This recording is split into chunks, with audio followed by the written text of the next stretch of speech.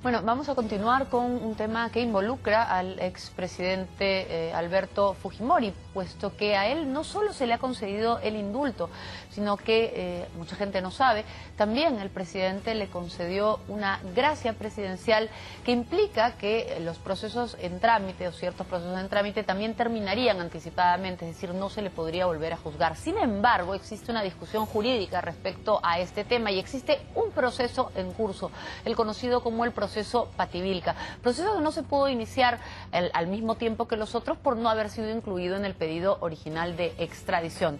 Hoy día se enfrenta a la posibilidad de que este proceso se reinicie y que Alberto Fujimori pueda volver a prisión por esto. Sobre ese tema, veamos el siguiente reportaje. El indulto no fue la única prerrogativa constitucional que el presidente Pedro Pablo Kuczynski le concedió al ex reo Alberto Fujimori, quien vive desde hace 10 días en esta lujosa residencia de La Molina, rodeado de familiares y de sus más cercanos colaboradores.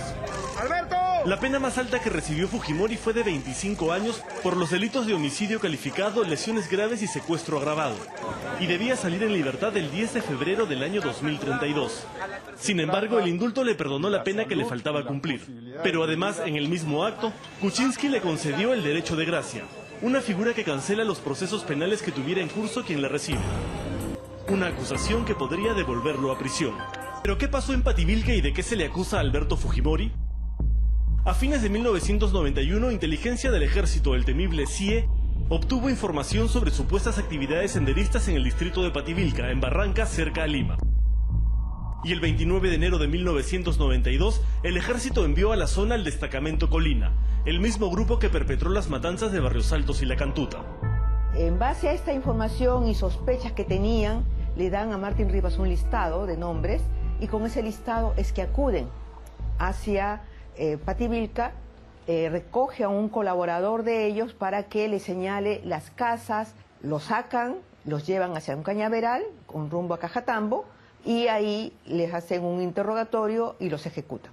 Sacaron a mi hijo de acá rompiendo la puerta. Eran militares y policías. 3 carros de portatropas. No me dejaron salir a mí para defender a mi hijo. Esa madrugada, el destacamento Colina ejecutó a 6 personas, entre ellas un maestro, varios líderes campesinos y un adolescente de 17 años. ¿Cuántos muertos se encontraron? 6. Los 6. ¿Cómo estaban? Estaban pues así cruzados, otros estaban boca abajo, otros estaban amarrados y otros estaban ya hasta quemados, torturaban hasta los finaditos. Como en otras ocasiones, Martín Rivas y su gente hicieron todo lo necesario para dar la apariencia de que se había tratado de una acción subversiva de Sendero Luminoso. Hicieron pintas en las paredes de las localidades diciendo así mueren los suplones, viva Sendero Luminoso, viva la guerra popular, etcétera. Incluso pusieron la hoz y el martillo. Durante muchos años se pensó que esta acción había sido realizada por Sendero Luminoso. A pesar que los familiares decían que habían visto un cordón de seguridad de parte del ejército, los miembros de la policía decían no, ha sido una mujer la que ha estado liderando esto, han hecho pintas sobre Sendero Luminoso, es Sendero Luminoso. Es recién en el año 2006, cuando un grupo del destacamento Colina decide acogerse a la colaboración eficaz, que sale a la luz gracias a sus propias declaraciones que esa matanza había sido ejecutada por ellos y no por terroristas, como se pensaba hasta ese momento, y que la incursión en Pativilca había sido realizada como parte del plan de operaciones Ipango, aprobado por la Dirección de Inteligencia del Ejército y que, como se demostró en el juicio por los casos Barrios Altos y La Cantuta, Fujimori conocía. Por un tema de tiempo, este caso no fue parte del proceso de extradición del expresidente. A partir de ahí, la Fiscalía recién comienza a investigar. Y ya se había ido el cuaderno de extradición. Fujimori estaba en Japón, después ya estaba en Chile. Entonces ya se había ido el cuaderno de extradición. Entonces se comienza a trabajar este proceso, se inicia el proceso judicial recién en el 2012 y después recién en febrero del año pasado, el juez en Chile declara procedente la ampliación de la extradición. La defensa de Fujimori apela a esa decisión y la Corte Suprema de Chile recién el 5 de junio del año pasado decide aprobar la extradición. En este punto surge la interrogante. ¿Se debe aplicar el derecho de gracia a Fujimori por este caso y sustraerlo del proceso que existe y que sigue en curso? La propia Constitución establece un límite al derecho de gracia. solo se puede otorgar en beneficio de los procesados en los casos en que la etapa de instrucción haya excedido el doble de su plazo más su ampliatoria. El Código de Procedimientos Penales de 1940, vigente a la fecha, sostiene que en casos complejos la instrucción puede durar 8 meses y ser ampliada por 4 adicionales. O sea, 12 meses que multiplicados por 2, como señala la Constitución, arrojan un total de 24 meses. Para la defensa de los familiares de las víctimas, el plazo solo podría contarse desde el año pasado, cuando la justicia chilena autorizó al Estado peruano a procesar a Fujimori por el caso Pativilca. En este caso, Alberto Fujimori no fue sometido ni siquiera a interrogatorio sobre eso, porque no se le podía dar ni siquiera interrogar sobre este caso hasta que Chile autorizara. Entonces, por lo tanto, su incorporación al proceso judicial es a partir de que la Corte Suprema de Chile, en junio del año pasado, del 2017, autoriza que se le incluya a él como procesado en este caso.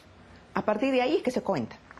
La gracia presidencial es una prerrogativa del presidente que fue creada para permitir que los presos que estaban siendo procesados durante mucho más tiempo de lo razonable sin una sentencia fuesen liberados. Sin embargo, en la resolución suprema firmada por Kuczynski el día de Navidad, la fundamentación del indulto es bastante breve. Y en el caso de la gracia presidencial, casi no hay argumentación que sustente el motivo para habérsela concedido.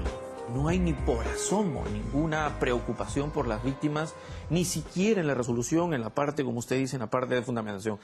En la fundamentación, darse cuenta de que existía una parte que iba a ser afectada con la resolución. Por lo menos a ese nivel podríamos decir que el presidente se preocupó en algún momento de que existía otra cara de la moneda en su decisión. Pero además del plazo que debe contabilizarse y de la motivación formal detrás de la gracia presidencial, hay un asunto de fondo que también genera debate: el conflicto entre el derecho a la verdad y el derecho a la dignidad y a la salud del reo.